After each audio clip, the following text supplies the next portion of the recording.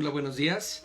¿Ya estamos contentos o no estamos contentos? Dios les bendice, ya estamos preparados.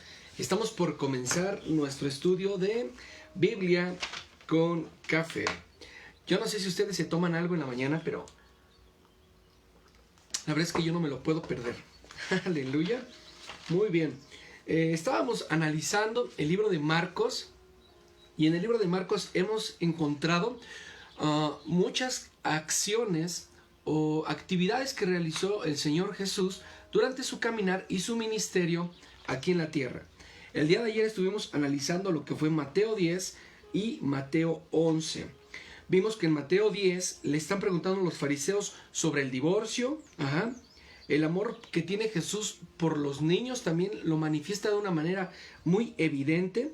También el estorbo de las riquezas, a veces lo que Dios no quiere que nada, absolutamente nada, nos robe de la presencia de Dios, ¿no? Sino que estemos completamente con Él. Jesús anuncia su muerte también.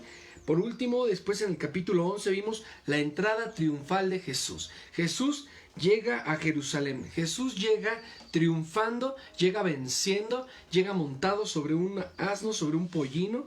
Y después dice la palabra que los sacerdotes y los ancianos interrogados sobre Juan el Bautista. De todos ellos se preguntaban quién era él, de si era el enviado, si no era el enviado.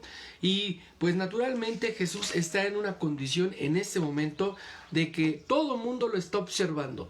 Todo el mundo está poniendo sus ojos en Jesús. Y te voy a decir algo en esta mañana. Todo el mundo está poniendo sus ojos en ti. Cuando tú decidiste aceptar a Cristo, cuando tú decidiste caminar en el Señor, todo el mundo ha volteado sus ojos para verte. Todos están poniendo su mirada en ti. ¿Qué haces? ¿Qué dices? ¿Qué no dices? ¿Cómo te comportas? ¿Cómo te diriges en tu día? ¿Cómo te expresas? Todo el mundo está poniendo sus ojos en ti. A veces pareciera que están esperando que te equivoques. A veces pareciera que están esperando que tú tropieces. Pero te voy a decir algo. Cuando estamos con Dios, seguramente los ojos de las personas, de nuestras familias, de nuestros conocidos, están sobre de ti. Y te voy a decir algo más. Seguro también te vas a equivocar. Muchos de nosotros cuando estamos estudiando la Biblia, estamos siguiendo las Escrituras o tratando de cumplir y complementarnos, ¿verdad?, con esta sabiduría, seguramente nos vamos a equivocar. Pero te voy a decir, es parte de nuestro desarrollo, es parte de nuestro crecimiento. La fe que no es probada no puede ser fe. Tu fe tiene que ser probada cada día, a cada segundo, a cada momento, en cada respirar, en cada situación, en cada decisión. Tu fe, mi querido hermano, es probada todos los días. Amén. Entonces, para que te pongas contento en esta mañana, todos los ojos de la gente que sabe que recibiste a Jesús, todos los ojos de tu familia, todos los ojos de tus conocidos están puestos en ti, porque recibiste a Jesús. Los fariseos tenían sus ojos puestos en Jesús, estaban asombrados y no querían reconocer que Él era el Hijo de Dios. Y muchos de ellos ni siquiera se daban cuenta de que Él era el enviado, Él era el Mesías, y lo tenían delante de sus ojos. Por eso, mi querido hermano, no te asombres si en algún momento algún familiar, alguna persona, algún conocido te empieza a decir aleluya, te empieza a decir cristiano, etcétera. ¿Sabes por qué? Lo único que está reconociendo delante de él y delante de todos los hombres es que tú eres un hombre de Dios, pero le da pena reconocer que él necesita a Dios. ¿Sabes? No te avergüences del Evangelio, porque el Evangelio es poder. Vamos a iniciar con nuestro estudio. Estamos mirando cómo en el capítulo 10 y en el capítulo 11 Jesús empieza a entrar, ¿verdad?, a la tierra de Jerusalén. Él montado en un pollino, en un asno, y entonces todo el mundo pone sus hojas, sus mantos para que Jesús pase. Es una entrada triunfal, es una alfombra roja sin mérito, ¿verdad? Ahí que todos le dan a Jesús, todos lo reconocen como el Rey de Reyes y le gritaban aleluya y etcétera, ¿no? Hoy nos vamos a concentrar en el capítulo 12 y en el capítulo 13 del libro de Marcos. Vamos a orar. Señor, Te damos gracias, Señor, porque tu Espíritu Santo, Señor, está con nosotros. Te pedimos que permanezca aquí en este lugar. Que tu Santo Espíritu, Señor, permanezca en este lugar. Que nos dirija, que nos muestre, que nos diga lo que tenemos que hacer cada día, Señor. Te amamos, te alabamos, en el nombre de Jesús, Señor. Amén. Pues estamos muy contentos, estamos por abordar el capítulo 12 y capítulo 13. Solamente recordemos que el libro de Marcos es el libro que únicamente tiene menos capítulos. Tiene únicamente 1, 5, 10, 15, 16 capítulos. 16 capítulos y estamos en el 13. Estamos por concluir. Recordemos que a finalizar nuestro estudio del libro de Marcos vamos a compartir la Santa Cena para que te vayas preparando con unos 15 litros de jugo y unos 15 panes. No es desayuno, no, nada más vamos un poquito de jugo y un poquito de pan para compartir. Aleluya. Y pues vamos a iniciar con las escrituras, que es a lo que venimos. Amén. Marcos capítulo 12. Jesús comenzó por ponerles el siguiente ejemplo. Recordemos que Jesús ya había entrado a la tierra de Jerusalén y en este momento está a punto de vivir sus últimos momentos en esta tierra y con sus discípulos. Dice: un hombre sembró una viña y construyó un cerco alrededor de ella. También preparó un lugar para hacer vino con las uvas que cosechara y construyó una torre para vigilar el terreno. Luego alquiló la viña a unos hombres y se fue de viaje. Cuando llegó el tiempo de la cosecha, el dueño de la viña envió a un sirviente para pedir la parte de la cosecha que le correspondía. Pero los que alquilaron la viña golpearon al sirviente y lo enviaron con las manos vacías. El dueño volvió a enviar a otro sirviente, pero los hombres lo insultaron y lo golpearon en la cabeza. Envió luego a un tercer sirviente, y ese lo mataron. Después envió a otros muchos sirvientes, y a unos los golpearon y a otros los mataron. Solo quedaba su hijo, a quien amaba mucho. Finalmente decidió enviarlo, pues pensó: a mi hijo sí lo respetarán. Pero los hombres que alquilaron la viña se dijeron unos a otros: este muchacho es el que heredará la viña cuando el dueño muera. Vamos a matarlo, así nos podremos quedar con todo. Entonces los hombres agarraron al muchacho, lo mataron y arrojaron su cuerpo fuera del terreno. ¿Qué piensan ustedes que hará el dueño de la viña? Yo se los voy a decir. Irá a la viña, matará a esos hombres y luego dará la viña a otras personas. ¿No recuerdan lo que dice la Biblia? La piedra que rechazaron los constructores del templo es ahora piedra principal. Esto nos deja maravillados, pues Dios es quien lo hizo. Los sacerdotes principales, los maestros de la ley y los líderes del país se dieron cuenta de que Jesús había hecho esa comparación para hablar de ellos y quisieron arrestarlo, pero no se atrevieron a hacerlo porque tenían miedo de la gente. Entonces lo dejaron y se fueron. Después mandaron a algunos otros fariseos, a unos partidarios del rey Herodes, para ponerle a Jesús una gran trampa. Ellos fueron y le dijeron: Maestro, sabemos que siempre dices la verdad. No te importa lo que digan los demás acerca de tus enseñanzas, porque siempre insistes en que debemos obedecer a Dios en todo. Dinos qué opinas. ¿Está bien que le paguemos impuestos al emperador de Roma? Como Jesús sabía que ellos eran unos hipócritas, les respondió: ¿por qué quieren ponerme una trampa? Tráiganme una de las monedas que usan para pagar el impuesto. Entonces ellos le llevaron una moneda de plata y Jesús les preguntó lo siguiente: Sí, ¿de quién es la imagen que está en esta moneda? ¿De quién es el hombre escrito en ella? Ellos contestaron: del emperador de Roma. Y Jesús les dijo: pues denle entonces al emperador lo que es del emperador y a Dios lo que es de Dios. Al escuchar la respuesta de Jesús, todos quedaron muy asombrados. Unos saduceos fueron a ver a Jesús y, como no creían en que los muertos pueden volver a vivir, le preguntaron: Maestro, Moisés escribió que si un hombre muere sin tener hijos con su esposa, el hermano de ese hombre debe de casarse con esa mujer y tener hijos con ella.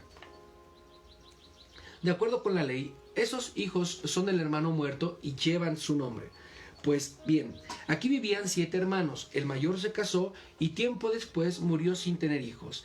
Entonces el segundo hermano se casó con la mujer y que dejó el mayor, pero al poco tiempo también él murió sin tener hijos.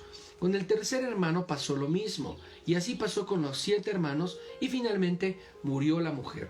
Ahora bien, cuando Dios haga que todos los muertos vuelvan a vivir, ¿de quién será esposa esta mujer, si estuvo casada con los 7?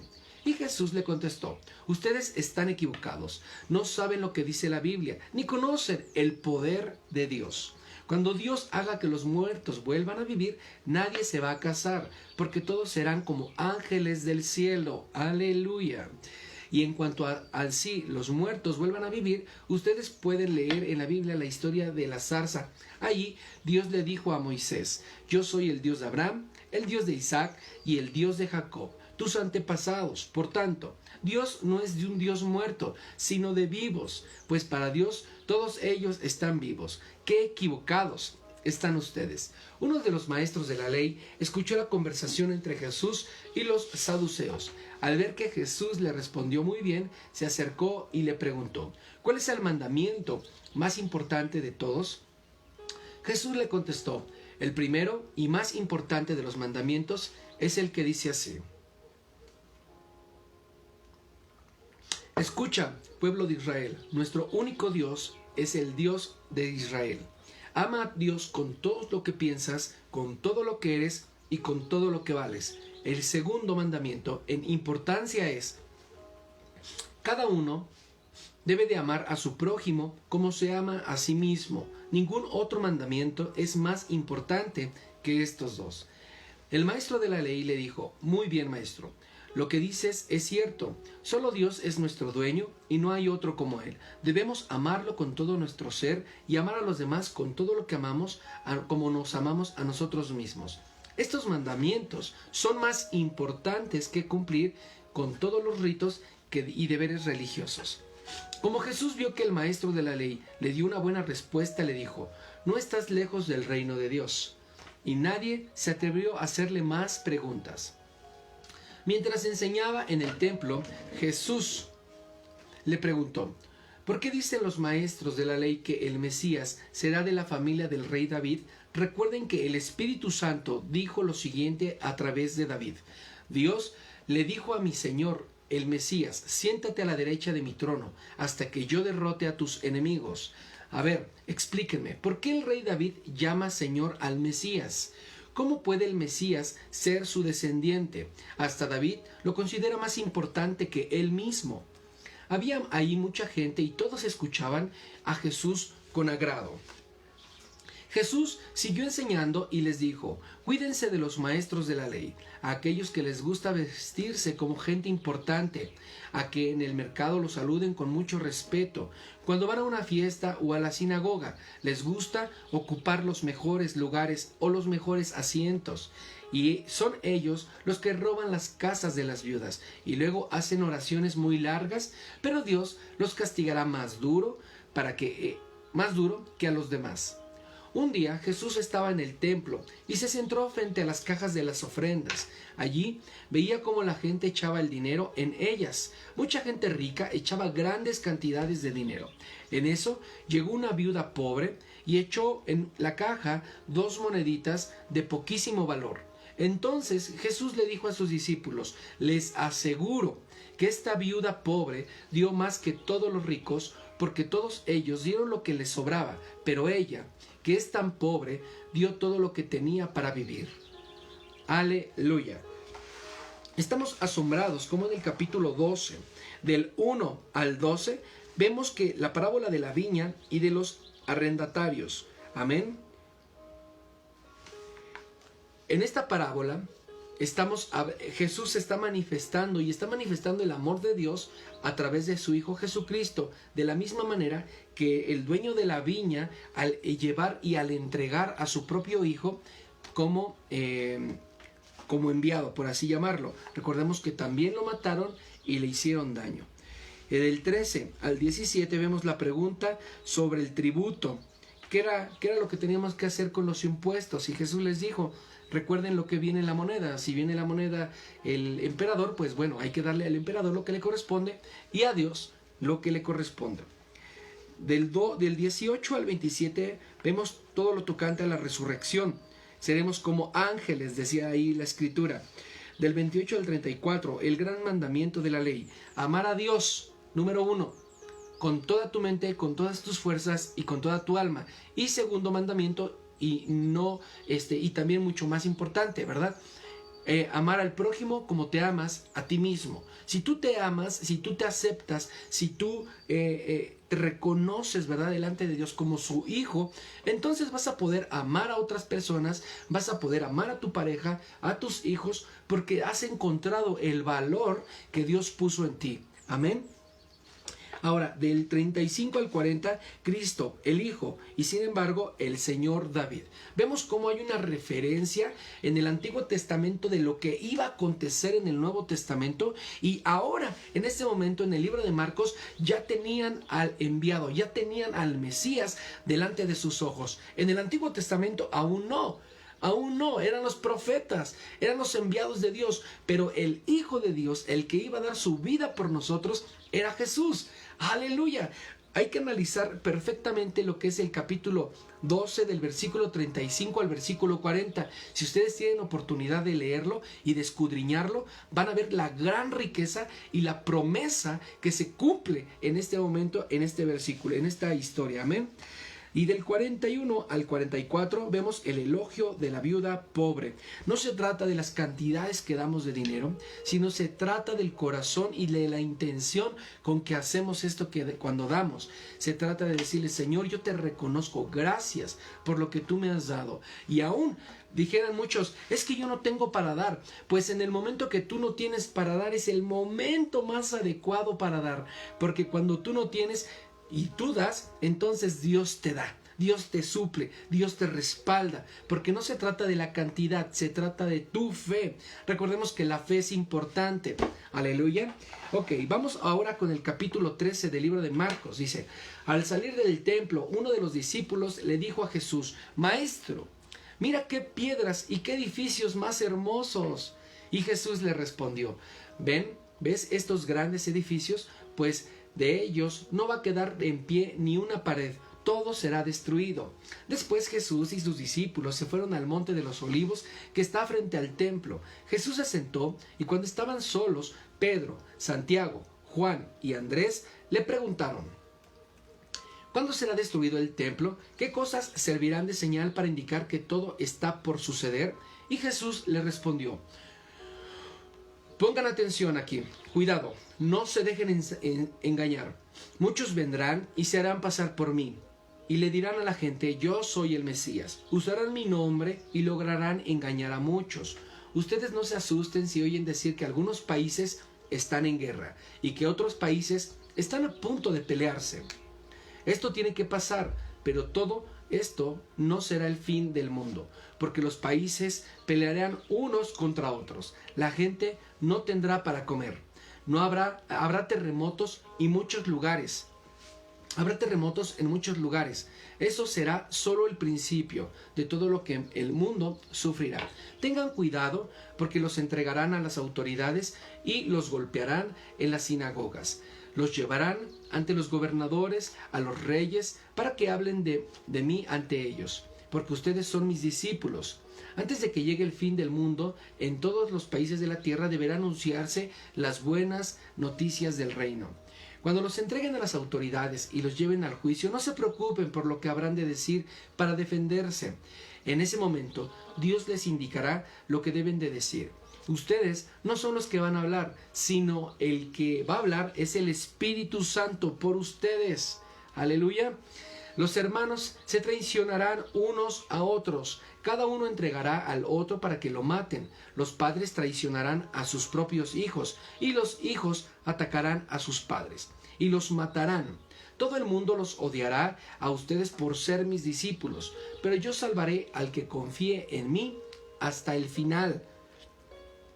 El que lea esto debe de tratar de entender lo que digo. Cuando vean que se presenta una ofrenda asquerosa en un lugar donde no debe de ser, huyan de inmediato. Los que estén en una región de Judea, que corran hacia las montañas. El que esté en la azotea de su casa, no se baje a sacar nada. Y el que esté en el campo, que no vaya a su casa a buscar ropa. Las mujeres que están en este momento embarazadas van a sufrir mucho. Pobres de las que tengan hijos recién nacidos. Oren a Dios, pídanle que esto no suceda en el invierno, porque la gente sufrirá muchísimo en estos días. Desde que Dios creó el mundo hasta ahora, la gente nunca ha sufrido tanto como sufrirá ese día, ni jamás volverá a sufrir así. Dios ama a las personas que Él ha elegido, y por ese tiempo de sufrimiento no será muy largo. Si no fuera así, todos morirán. Si en esos días alguien les dice, miren, aquí está el Mesías o allí está el Mesías, no lo crean, porque vendrán falsos Mesías y falsos profetas y harán cosas tan maravillosas que engañarán a la gente. Si pueden engañarlo, tengan cuidado, ya que les he advertido todo lo que está antes de que todo esto suceda. Cuando haya pasado este tiempo de sufrimiento, el sol se pondrá oscuro, la luna dejará de brillar, las estrellas se caerán y temblarán los poderes del cielo. Entonces me verán a mí, el Hijo del Hombre, venir en las nubes del cielo con mucho poder y con mucha gloria. Y enviaré todo el mundo a mis ángeles para que reúnan a mis seguidores. Aprendan la señal que da la higuera. Cuando a este árbol le salen ramas tiernas y hojas nuevas, ustedes saben que ya se acerca el verano. Del mismo modo, cuando vean que todo está pasando como les he dicho, sabrán que pronto vendré de nuevo. Les aseguro que todo esto pasará antes de que mueran algunos de los que ahora están vivos. El cielo y la tierra dejarán de existir, pero mis palabras permanecerán para siempre. Nadie sabe ni el día ni la hora en que yo vendré. No lo saben ni siquiera los ángeles del cielo. Es más, ni yo lo sé. El único que lo sabe es Dios. Por eso, tengan cuidado y estén alerta, porque no saben cuándo volveré. Sucede lo mismo que cuando un hombre decide irse de viaje y llama a sus empleados y les encarga que cuiden la casa. A cada uno le encarga un trabajo y al portero le ordena que vigile. Ellos se mantienen alerta, pero no saben si el dueño de la casa va a llegar tarde o va a llegar en la mañana, a medianoche o en la madrugada. De igual modo, ustedes deben estar alerta, pues yo podría venir de repente y encontrarlos durmiendo. Lo que les digo a ustedes, se lo digo a todo el mundo. Estén siempre alertas, vigilen todo el tiempo. Estamos observando algo, wow, impresionante. Vemos que en el capítulo 13, del 1 al 4, vemos el anuncio de la destrucción del templo. Del 5 al 13, el discurso profético de Cristo. Aleluya. Del 14 al 23, la profecía de Cristo. Del 24 al 27, las declaraciones proféticas. Y después, del 28 al 37, la exhortación a velar. Recordemos que Cristo les está dando referencias, les está dando connotaciones de cómo va a suceder que acontecerá el fin de los tiempos. Te quiero decir que hoy estamos viviendo el fin de los tiempos. Las señales están siendo mostradas y nosotros estamos siendo testigos de todo esto que está aconteciendo día y de noche. Los gobiernos están peleando, los países están en guerra. El amor está empezando a golpear nuestras familias, padres contra hijos, hijos contra padres.